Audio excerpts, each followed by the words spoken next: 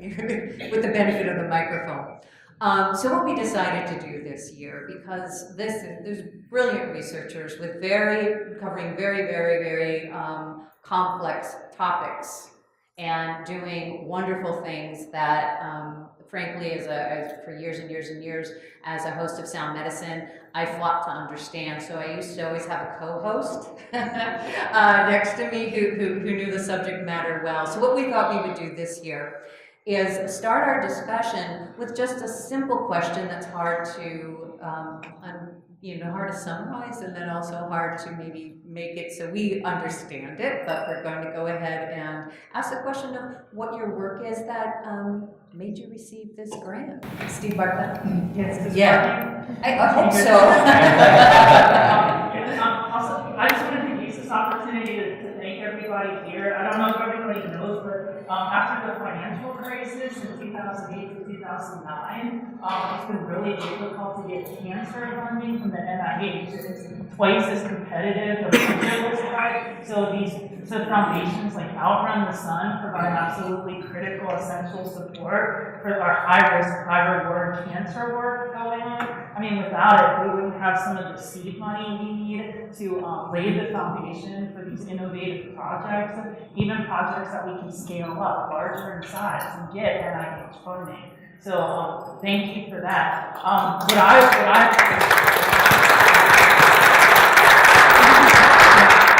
And I'd like to stress too that I think we're in a truly exciting time now for cancer research. For the first time in history, we now have these therapeutics that are actually showing efficacy against late stage, advanced cancer. This is cancer that has gone metastatic and spread in the body. For the last several decades, we didn't have anything. The only therapies we had were against early stage cancer. But these therapies are truly revolutionary. Some of them are even now showing durable responses.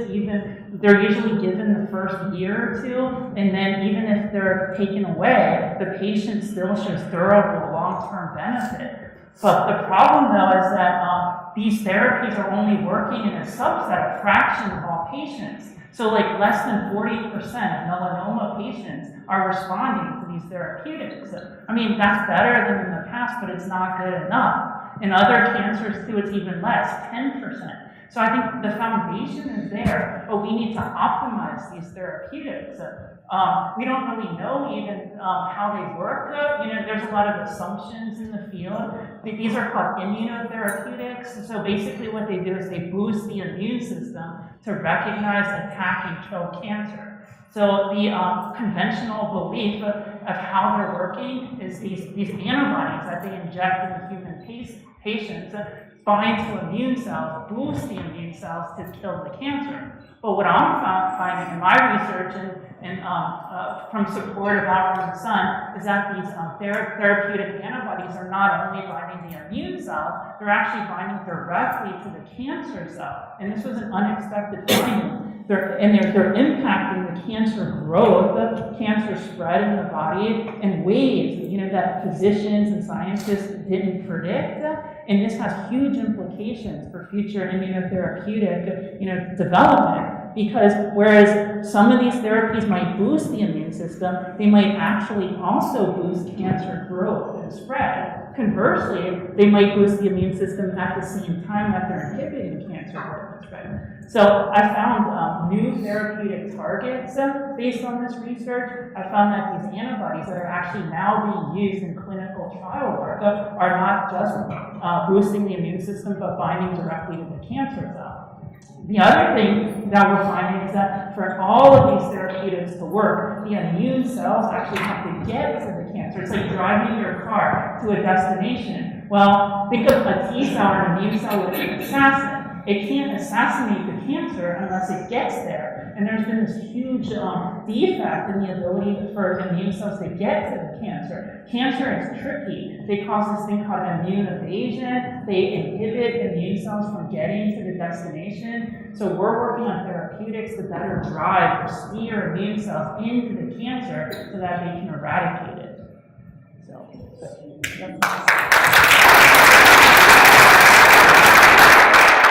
So, as I met with the group before we started, I said, you have to speak in a very understandable way, which I think you've done a tremendous job. You can mention at least the molecule that you're interested in, so it sounds like it's a real scientific project. Thank you. Well, some of you might know, so PD-1 and TIM-3, so these are main targets now in the clinic for immunotherapy.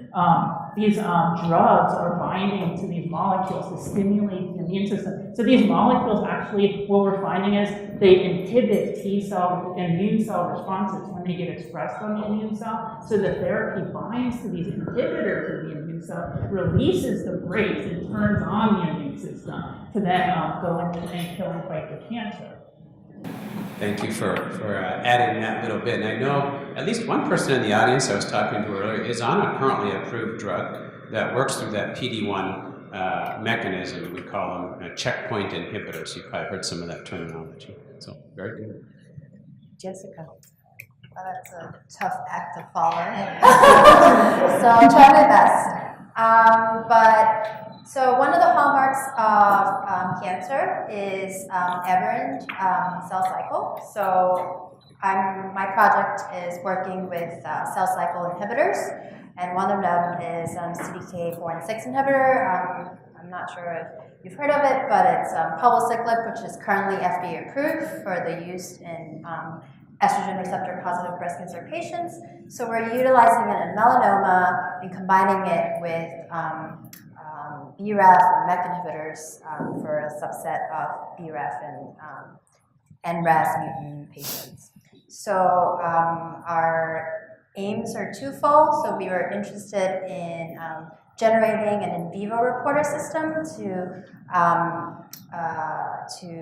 test or analyze the efficacy of these inhibitors in vivo. So we can actually track in, say, a mouse model that has a tumor that has this reporter system. We can test whether or not it's responding to the drugs. And then our second aim is to look for resistant mechanisms in CDK and inhibitor combinations. So with the funding from Out in the Sun, I've actually submitted a paper that is currently under submission at Cancer Discovery, so I'm very excited about that. So thank you so much for your support. Really appreciate it. So I have just a quick sort of comment and follow-up. We have new drugs for patients with metastatic melanoma, and at least some of the challenges are with some of the drugs that the immune system gets outsmarted, or the tumor outsmarts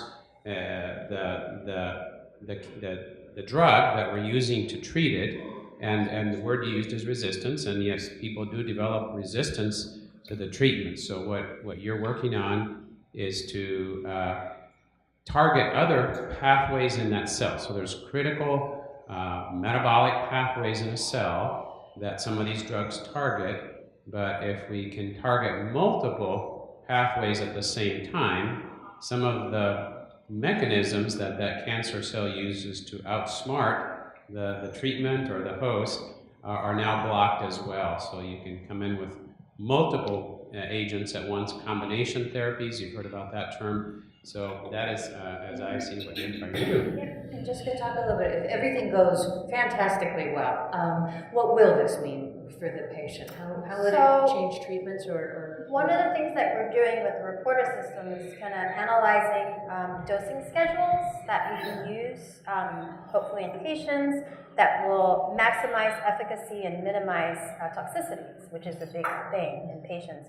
And so if this all goes well, you have, say, I'm working with MEK and CDK4 and 6 combinations, and one of the pathways that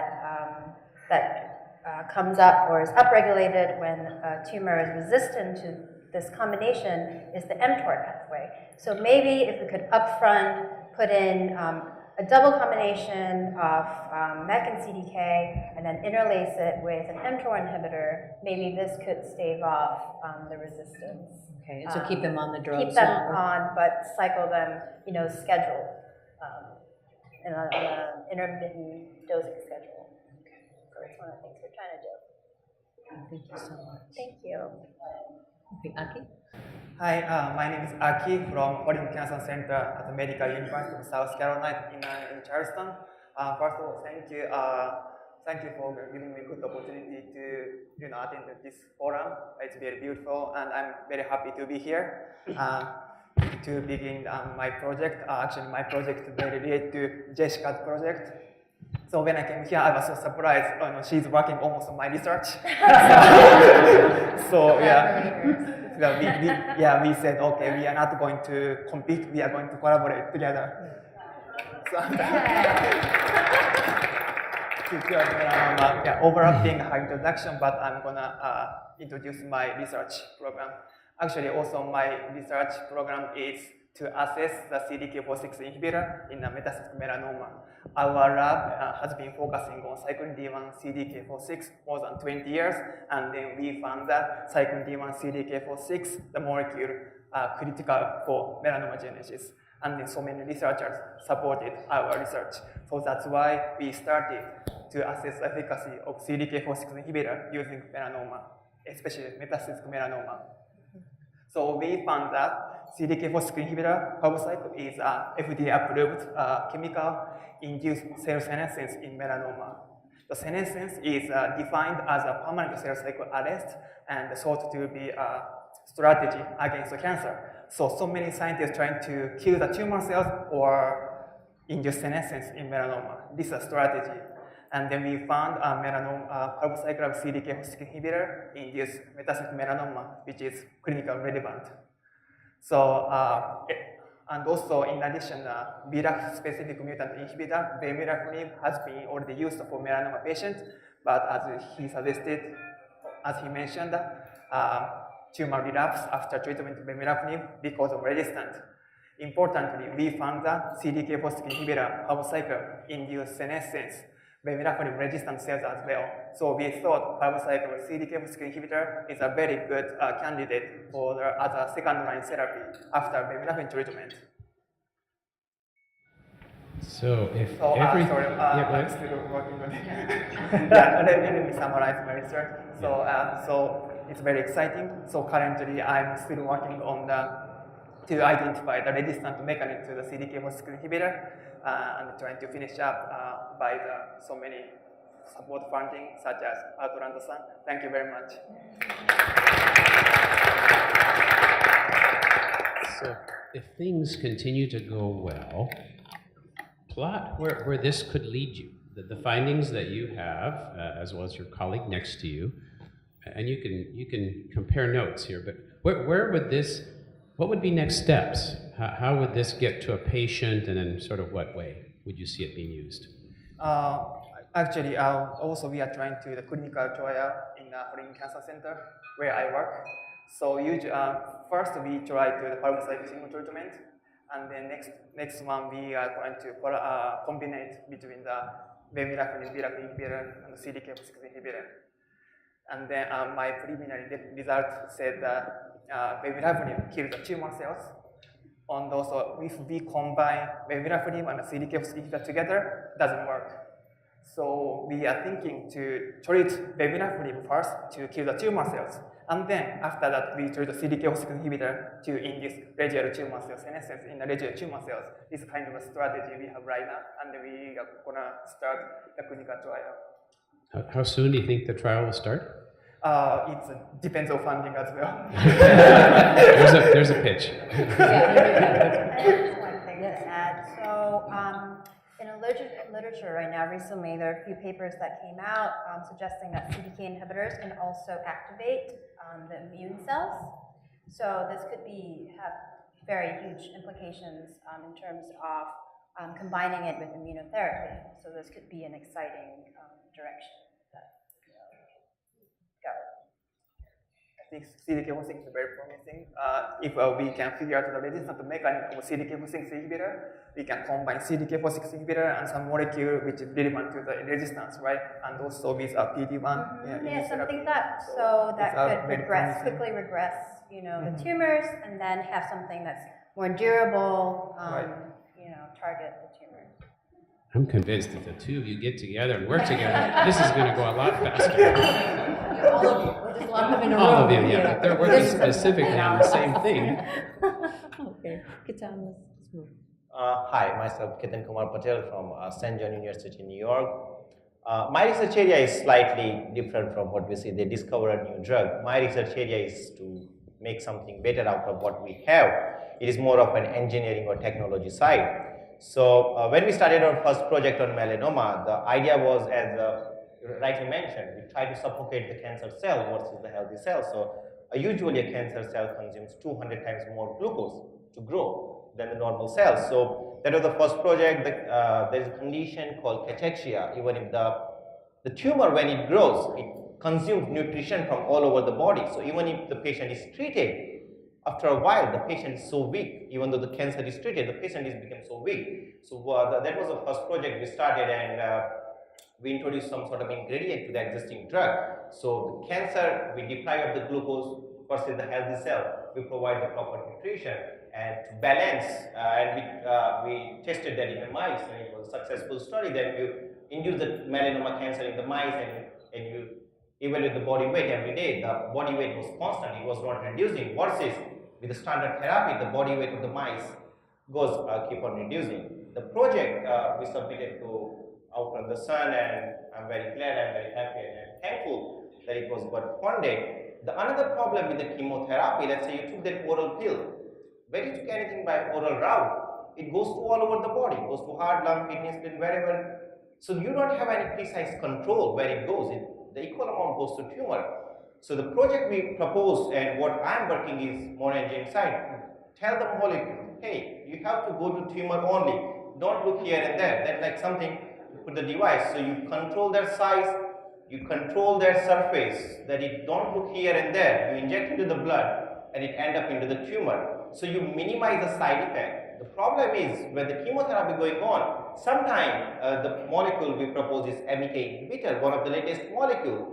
But sometimes the physician forced to discontinue the therapy because the side effects are so much, and the risk outweigh the benefit, and that's why you can discontinue the therapy. What we are working on is to make it more targeted to the tumor, so your overall side effect, other off-target side effects are much more less. And we found one receptor which was unexplored for melanoma, EphA2. So that's what we are working on. The other project we just started is the resistance, that after 6 months or 7 months of therapy, cancer cells say, hey, whatever you give, I don't care, because they develop resistance, they have their own defense mechanism. So we are working to overcome that resistance, and one of the projects I was involved in prevention, a chemo prevention, to develop a sunscreen, a much better sunscreen, because some of the chemical sunscreen agents we are using, they are also responsible for causing cancer.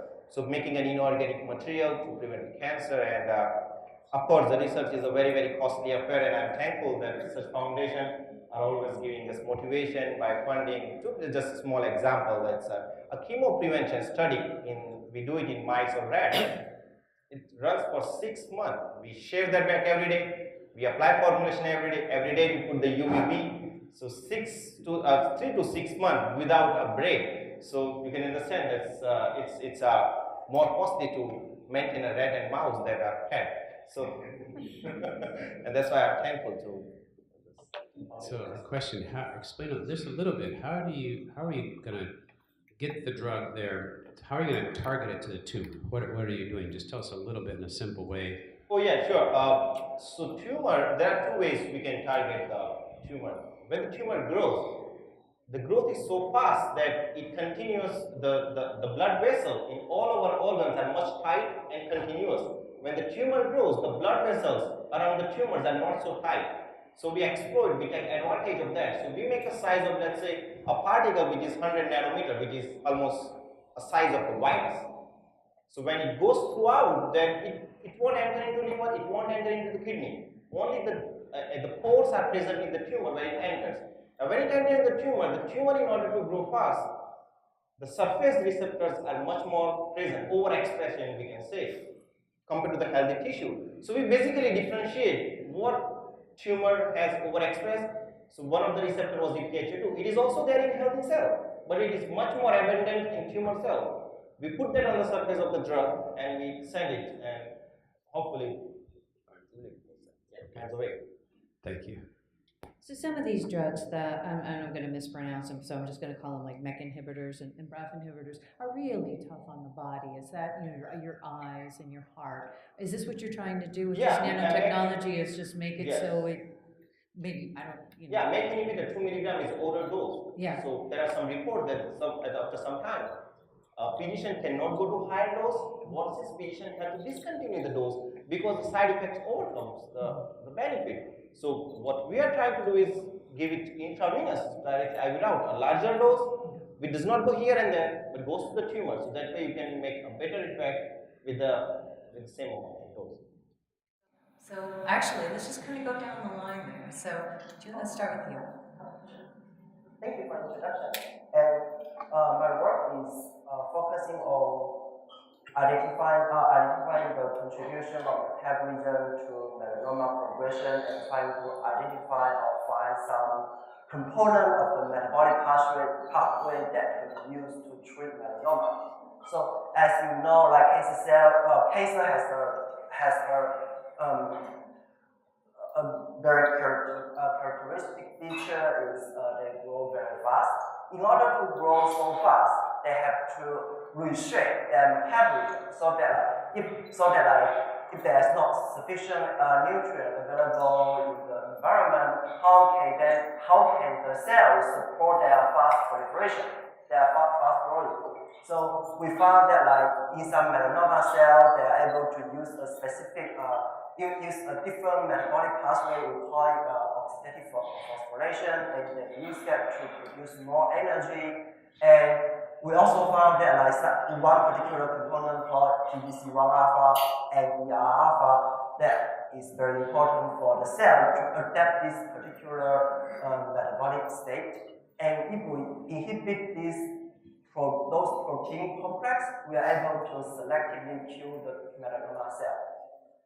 So basically, our work not only identify like the metabolic pathway supporting the unlimited growth of melanoma, but also identify something that can be a therapeutic target.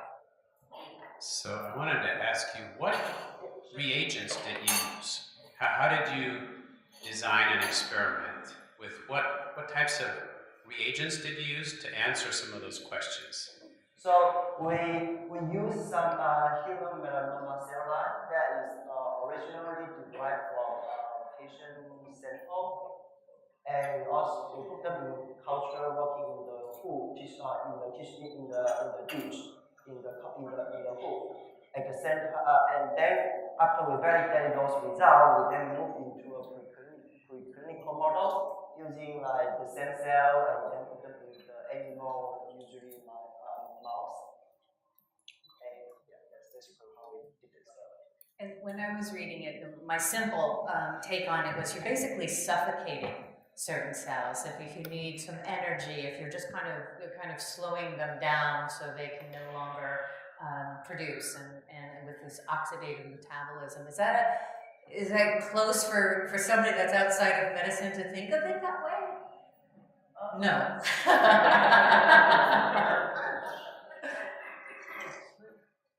Well, let me give you a better question, I think. And in terms of if you're able to do what you are trying to do, what would it mean for a melanoma patient? How will that change their treatments, or how will that change their futures?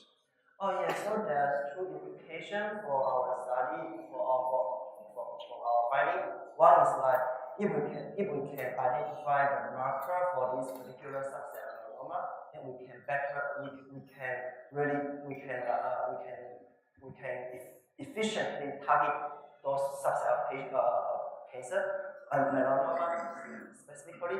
And another implication is we know some patients when they treated with the targeted therapy, for example, the redoximab, they eventually develop the resistance, and those resistant cells usually are very oxidative.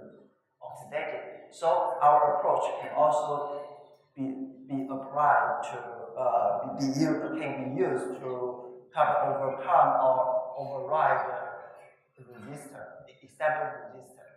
So we have those two implications. Yeah, okay. Brian? Oh. Yeah. I was thinking about this. Hi, I'm Brian. I work at the Boston Children's Hospital. Before the research part, on a personal note, the Outrun the Sun funding actually helped me get my green card, so thanks very much. Yay! So my background is in gene regulation, and I've worked on various different types of cancer: breast cancer, colorectal cancer, prostate cancer. But for the past few years, I've focused pretty much entirely on melanoma, and in particular melanoma stem cells. Now, you've probably all heard of stem cells and how wonderful stem cells are. So I don't want to get the wrong idea. There are good stem cells and there are bad stem cells. And the molecule I work on, ABCB5, marks both. So say what a stem cell is. Yeah, so for example, you could take a skin stem cell, grow it up, and if someone has a wound, you could cover it over, and as if by magic, the wound will be healed. And we do work on normal stem cells too, skin stem cells as well as eye stem cells to try and cure blindness. But because the same molecule, ABCB5, marks both, so you can use this molecule and you can grab it basically and purify out these stem cells. But this includes the cancer stem cell, the melanoma stem cell. Now, you're asking what's a melanoma stem cell? So in any given tumor, there's about, say, less than 10% of these nasty cancer stem cells. And these are the cells that are the chemotherapy resistance. You've heard from almost everybody. Melanomas are really tough to kill, like very chemotherapy resistant. So these are the cells that survive after you've thrown all your drugs, and they just you know. And they're also the cells responsible for metastatic spread. So they're the ones that go around the body and start growing elsewhere. So in particular, I want to kill these cells alongside the regular stem cells. So combined chemotherapy is definitely where it's at, and I'm a big fan of that. So that's what I want to do. I want to purify these cells, find out what makes them so resistant, and then kill them dead, basically. So just to clarify too, stem cells, initially we heard about them as good cells, a cell that it's very early in development, so it can turn into any cell in the body, and in theory could become any organ. But in this case, it's on the cancer side, which is very difficult to treat. Yeah. I mean, that's why they're so difficult to treat. They're very. They can do anything. They're Yeah. Houdinis, huh? So what are you trying to do? Would it be a correct term to say kind of gene editing? Exactly. So the Outrun the Sun funding. So you may have heard of CRISPR. I don't know, in the news. So I'm using this CRISPR technology to edit melanoma cells and make these specific nasty cells fluoresce. So then we could come in with panels of drugs and kill these very, very resistant ones and find out which drugs are actually going after these bad guys. Okay, so making kind of them vulnerable, the stem cells. Exactly. Okay, all right. Kind of Trojan horse-ish, you know? Are you going to be loading them up with, or you're just trying to kill the stem cells? Well, yeah, plus identify what targets are in there, various mechanisms that people have talked about. Okay. Okay, great. I think what we would like to do is, Doug, let's kind of split up the room for questions, and then I'll take this side, if you take that side.